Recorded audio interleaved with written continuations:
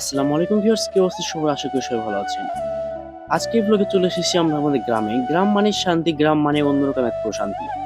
শৈশবে এমন এক সময় ছিল যখন আমরা বড়শি দিয়ে নদী নালা ডোবায় প্রচুর পরিমাণে মাছ ধরতাম। কতই না সুন্দর ছিল সেই সময়। শৈশবে সে স্মৃতিচারণ করতে আজকে আমিও আমার ভাতিজার নিয়োগ নিয়েছি বড়শি দিয়ে মাছ মারবো নদীতে গিয়ে। আর এই হচ্ছে আমার ছোট্ট কাপ্পি মাছের খামার। অনেকগুলো বাচ্চা দিয়েছে এখানে, সেগুলো দেখতেছিলাম। বড়শি বোটান সহ সকল কাজ শেষে আমরা নদীর দিকে রওনা দেই। এবং এই যে দেখতে পাচ্ছেন, এই যে কলা বাগান, এটা কিন্তু ভাইস্তে সরকারের নিজস্ব, অর্থাৎ নিজের হাতে তৈরি, নিজ উদ্যোগে। তো একটু দূরে যেতে আমরা দেখতে পারি জমিতে, গ্রামের ভাষায় তাকে বলা হয় আইল। আইলটা কিন্তু দেখতে পাচ্ছেন একদম কাদতে ভরে গেছে, যার জন্য আমি জুতা খুলে হাতে নিলাম এবং এভাবেই চলতে থাকি সামনের দিক।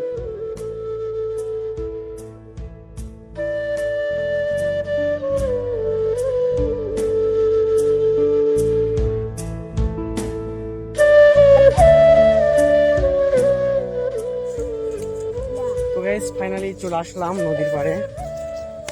এই যে এখন আমরা বড়শি ফেলাবো।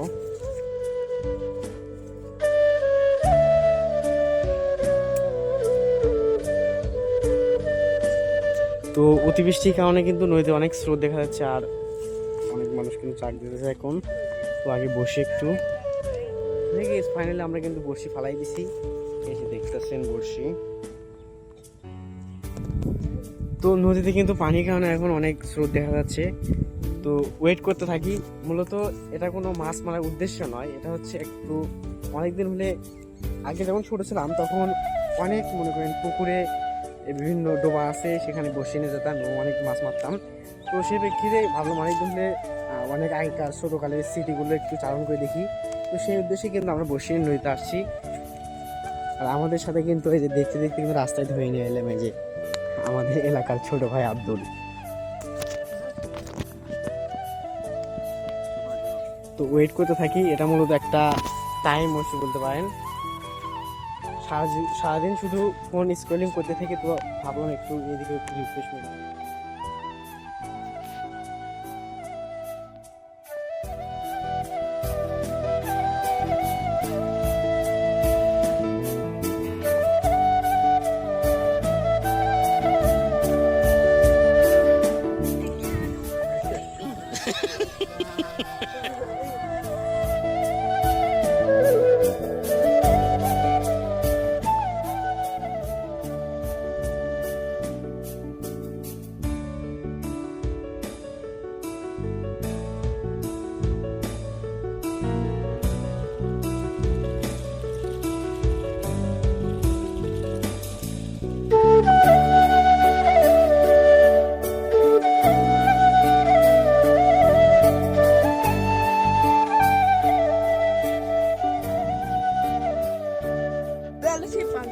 তো গাইস, মনে করেন যে আঙ্কেল পিকনিক কল থামে গেছে। এই যে 30 মিনিট না হতে না হতে আঙ্কেল পিকনিক থামে গেছে। প্লাস এই যে মেঘলা আকাশ দেখিচ্ছেন, একেবারে মেঘ হয়ে গেছে। এই জন্য আমরা এখন ওয়াই টু হোম। তো দেখা হবে নেক্সট কোনো ব্লগ নিয়ে। সেই বন্ধু সবাই সুস্থ থাকবেন, ভালো থাকবেন। খোদা হাফেজ।